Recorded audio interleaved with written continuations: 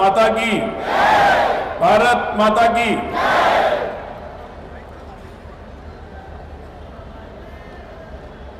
बांग्लादेश में पिछले कुछ दिनों से हिंदू समाज और अन्य सभी अल्पसंख्यक बौद्ध, सिख, जैन सभी लोगों पर भयंकर ऐसे अत्याचार हो रहे हैं। जब वो अत्याचार के चित्र आ रहे थे तो समझ में नहीं आ रहा था कि ये चित्र नए हैं या पुराने किसी मुगल काल के शासन के हैं। बहुत ही विचित्र और बहुत ही भयंकर ऐसे अत्याचार के चित्र सामने आ रहे थे। प्रारंभ में सभी लोगों को बहुत दुख हो रहा था कि हमारे पड़ोस में ही बांग्लादेश में राजनीतिक उठापटक के बीच में धीरे धीरे उनके अपने राजनीतिक शासन के खिलाफ जो आक्रोश था वो हिंदू समाज के खिलाफ आक्रोश दिखने लगा।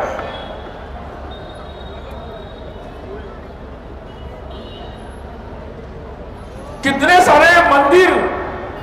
सारे मंदिर लूटे गए, जलाए गए, कितने सारे महिलाओं पर अत्याचार हुए और एक डर का माहौल पूरे अल्पसंख्यक हिंदू समाज और अल्पसंख्यक समाज में उत्पन्न किया गया। लेकिन हम लोग दुखी सब लोग हैं कि ये क्या हो रहा है, ये क्यों हो रहा है। लेकिन आवश्यकता यह है कि केवल दुख से नहीं चलेगा। सारे हिंदू समाज को, भारत के सभी लोगों को गुस्सा आना चाहिए, इस बात पर गुस्सा आना चाहिए। और वो गुस्सा तब आता है, दुख तब होता है जब हम उनको अपना मानते हैं। मुझे लगता है कि मैं यहां से कहना चाहता हूं कि भारत का जो हिंदू समाज है वो केवल भारत के हिंदुओं को नहीं, बांग्लादेश के, पाकिस्तान के, अफगानिस्तान के जहां भी हिंदू रहते हैं उनको अपना मानता है, अपने हिंदू मानता है। और जब हम उनको अपना मानते हैं तो अपनों के लिए दुख तो किया जाता है, लेकिन दुख से आगे बढ़कर जब अत्याचार बढ़ते हैं तो गुस्सा भी आना जरूरी है। और मुझे लगता है इस सभा में वो लोग आए हैं जिनको इस घटना से गुस्सा आया है। मैं आपसे पूछना चाहता हूं, क्या आपको केवल दुख हुआ या गुस्सा? ये गुस्सा केवल हम तक सीमित नहीं रहना चाहिए। आज हम यहां इसलिए आए हैं कि ये गुस्सा सारे समाज को आना चाहिए, पूरे भारत के हर कोने में आना चाहिए। और ये गुस्सा केवल एक किसी जाति से आकर नहीं होगा। हिंदू समाज में सभी को ये गुस्सा आना चाहिए। आप किस जाति से, कोई फर्क नहीं पड़ता। आप सिख है, आप बुद्ध है, आप जैन है, कोई फर्क नहीं पड़ता। क्योंकि हम सब जो इस मिट्टी से जुड़े हैं वो लोग उन सभी पर आक्रमण करना चाहते हैं, वो उन सभी को उखाड़ना चाहते हैं। वो बांग्लादेश के हिंदुओं पर आक्रमण नहीं कर रहे, वो मंदिरों पर भी आक्रमण कर रहे, वो हमारे देवताओं पर आक्रमण कर रहे, चाहे वो मां दुर्गा हो, चाहे भगवान कृष्ण की मूर्ति हो, चाहे भगवान राम हो जो हमारे आराध्य हैं। उन सभी मंदिरों पर वो उनके लिए मूर्तियां होगी, लेकिन हमारे लिए वो मूर्तियां नहीं, हमारे लिए वो भगवान है, हमारे प्राणों से भी प्रिय भगवान है। और इसलिए ऐसा आक्रमण वो केवल बांग्लादेश के हिंदुओं पर या बांग्लादेश के मंदिरों पर नहीं है, वो केवल इस्कॉन के मंदिर पर नहीं है। वो उनका जो सपना है, जो लोग ये आक्रमण कर रहे हैं, उनका सपना इस दुनिया से हिंदू शक्ति को, सनातन शक्ति को उखाड़ना चाहते हैं। ये उनका मिशन नया नहीं है, ये उनका मिशन पुराना चल रहा है। 1947 के पहले पूरे देश में ऐसा ही हुआ था। हमें भूलना नहीं चाहिए कई बार हम लोग भूल जाते हैं बहुत सारी बातें। हमारे देश में ऐसे नेता भी हैं, हमारे देश में ऐसे लोग भी हैं सार्वजनिक जीवन में जो हमेशा हमें बोलते हैं कि भूल जाओ, भूल जाइए, भूल जाइए। भाई हम तो भूलना चाहते हैं, हम भूलना चाहते हैं। जब भी हम कभी भूलना चाहते हैं तो कोई आतंकवाद की घटना होती है, जब भी हम भूलना चाहते हैं तो कोई गाय को काटता है, जब भी हम भूलना चाहते हैं कोई कश्मीर में आतंक कर देता है, जब भी हम भूलना चाहते हैं बांग्लादेश, हमारे भारत की सीमा पर बांग्लादेश के अवैध घुसपैठी आ जाते हैं, जब भी हम भूलना चाहते हैं हमारे ही शहर में रहकर वो देश विरोधी काम करते हैं। और इसलिए हम भूल नहीं सकते। जब कभी हम भूलना चाहते हैं पाकिस्तान के मंदिरों में ऐसी घटना होती है, जब हम भूलना चाहते हैं तो अफगानिस्तान के गुरुद्वारों पर हमला होता है, वहां के हमारे सिख बंधुओं को पवित्र गुरु ग्रंथ के साथ भारत में सम्मानपूर्वक लाने का काम हमें करना पड़ता है। जब भी हम भूलना चाहते हैं तो बांग्लादेश में 47 हुआ, हम भूल रहे थे, लेकिन फिर 71 में फिर से वो घटना दोहराई गई थी। फिर से 1971 में फिर से वो अत्याचार हुए थे। उस समय भी हमें गुस्सा आया, हम सहन नहीं कर पाए, सोचा कि वो शक्तियां कमजोर हो जाएगी। लेकिन इतने वर्ष बीत गए, हमें यह समझने की जरूरत है, इतने वर्ष बीतने के बाद भी ऐसा लगा था कि बांग्लादेश में कट्टरपंथी शक्तियां कम हुई है और जो देश भारत के साथ दोस्ती रखने वाली, हिंदुओं के साथ जीने वाली, बांग्ला भाषा के नाम पर सभी को अपना भाई बहन मानने वाली शक्तियां बढ़ गई है। कुछ समय के लिए ऐसा दृश्य भी था, लगा था कि बांग्लादेश में दुर्गा पूजा बढ़ गई है, बहुत सारे लोग आ रहे, लेकिन ये सच नहीं था, ये ऊपर ऊपर की कहानी थी। और इस बार वो सच सामने आ गया कि ये ऊपर ऊपर का है, अंदर से वो कट्टरपंथी शक्तियां हमारे पड़ोस में बांग्लादेश में आज भी जीवित है।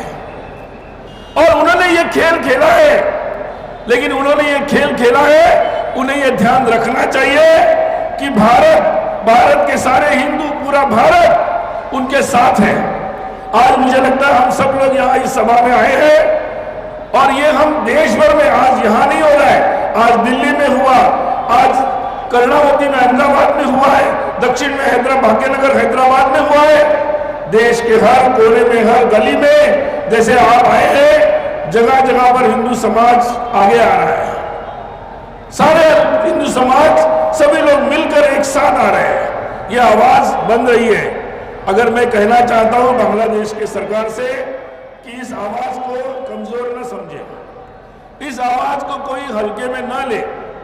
ये बात भी हमें समझनी पड़ेगी कि बांग्लादेश में आज जो उन्होंने एक टेम्पररी, तत्काल एक सरकार बनाई है, जो सरकार हिंदुओं पर होने वाले अत्याचार को रोक नहीं पाई है।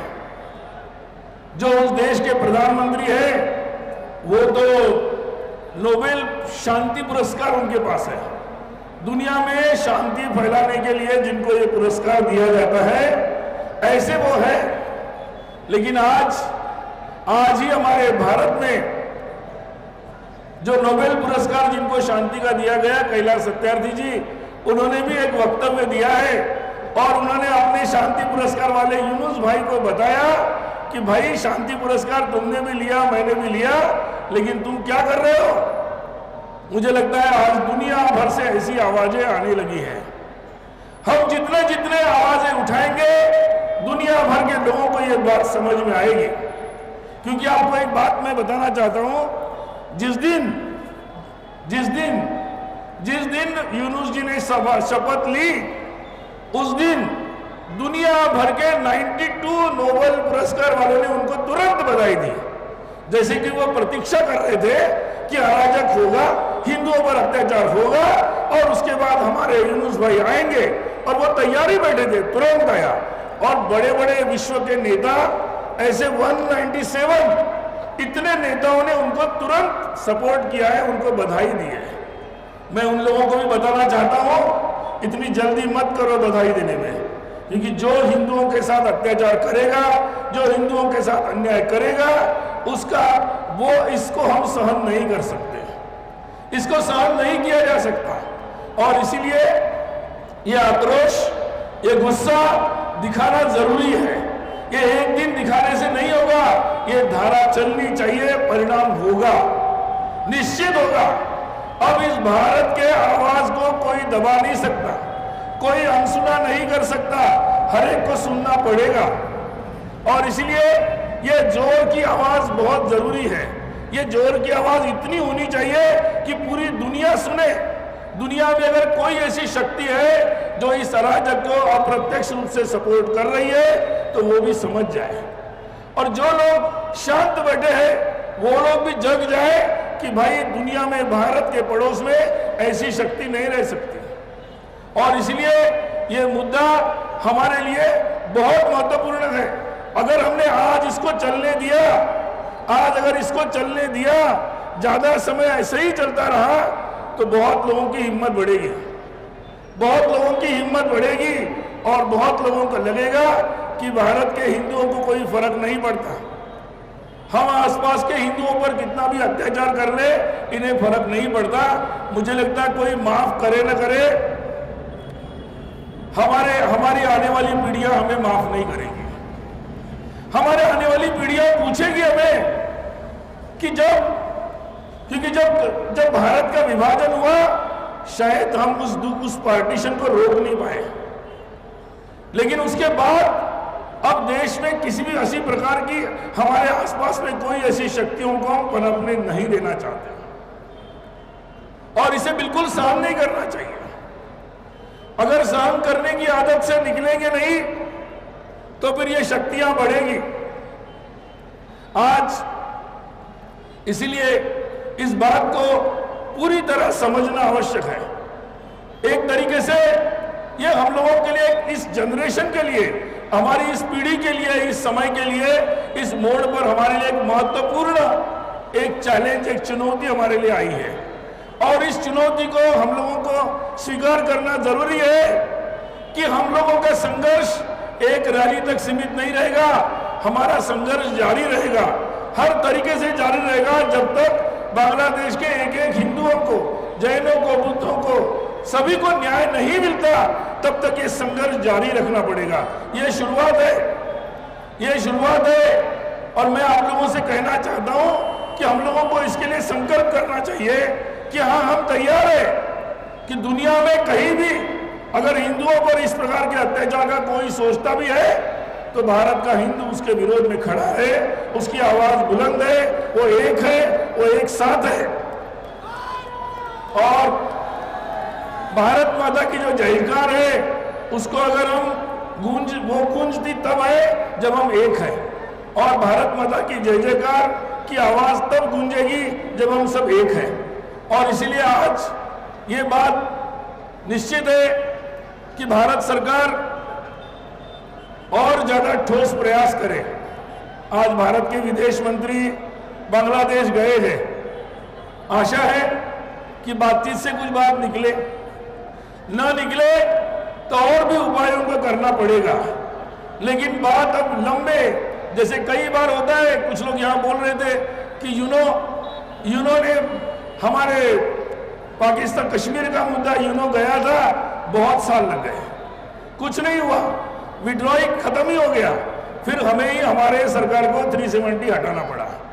इसलिए ये बात हम भूल गए कि कोई और हमारे प्रश्नों का समाधान करेगा, हमारे प्रश्नों का समाधान हमें करना पड़ेगा।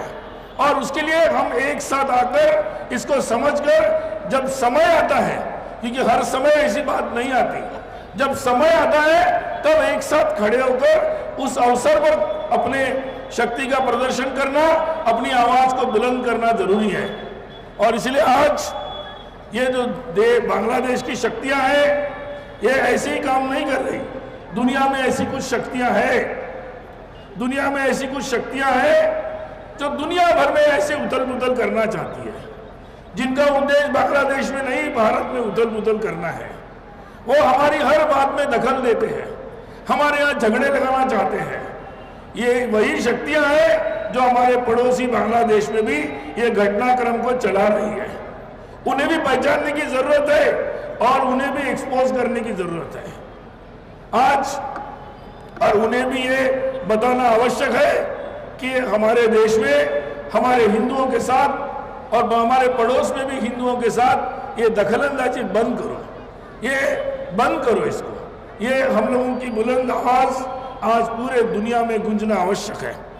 जैसे जैसे आज बांग्लादेश की परिस्थिति ये हुई है कि वहाँ पर कोई है जिन्होंने वहाँ के प्रशासन पर अपने हाथ जमाए हैं, कोई है जमाते जैसे लोग जिन्होंने वहाँ पर अलग अलग प्रकार से प्रशासन पर अपनी ताकत जमाई है, कुछ लोग हैं कि जिन्होंने अलग अलग प्रकार से लूटने के कार्यक्रमों में भाग ले रहे हैं। और इसीलिए आज ये आवश्यक है कि हम अपने सभी हिंदू और अल्पसंख्यक जो पीड़ित हो रहे बांग्लादेश में, उनके साथ जमकर खड़े रहे, पूरी ताकत के साथ खड़े रहे और हमारी पूरी शक्ति के साथ खड़े रहे। ये बात चलती नहीं रहनी चाहिए, ये निर्णायक रूप से इसका निर्णय होना चाहिए और अत्याचार तुरंत बंद होना चाहिए। आज इस्कॉन के मंदिर के स्वामी जी चिन्मय कृष्णदास महाराज, उनको आज बांग्लादेश की सरकार ने उनसे बातचीत करने की बजाय, उनकी मांगों को सुनने की बजाय उनको ही जेल में डाल दिया है। उनको ही जेल में नहीं डाला, उनके बातचीत करने वाले जो गए थे उनको भी जेल में डाला। उनके वकील जो बचाने गए उनके साथ भी प्रताड़ना हुई है। और इसलिए ये लोग केवल संवैधानिक तरीके से बात नहीं कर रहे हैं, अत्याचार की सीमाएं लांघ रहे हैं। ये बहुत अच्छी बात है। इस बार बांग्लादेश के हिंदुओं ने हम सब लोगों को एक बहुत प्रेरक बात बताई है, वो ये है, उन्होंने ये तय किया बांग्लादेश के हिंदुओं ने कि हम यहां से भागेंगे नहीं, हम यहां से भागेंगे, हम यहां से भागेंगे। उन्होंने तय किया और इसीलिए जहां भयंकर अत्याचार हो रहे थे, मतलब कोई सहारा ही नहीं था, लेकिन वहां उनका सहारा एक ही सहारा बना कि हम अकेले अकेले अकेले हैं, हम अकेले अकेले अकेले हैं, लेकिन अगर एक साथ है तो हम आवाज उठा सकते हैं। और आप लोग देख रहे एक भयंकर ऐसी विपरीत परिस्थिति में भी बांग्लादेश के हिंदुओं ने आवाज उठाई है। जगह जगह उनके हर जगह पर वो कम संख्या में होंगे लेकिन बड़े जोश के साथ एकत्रित आ रहे हैं।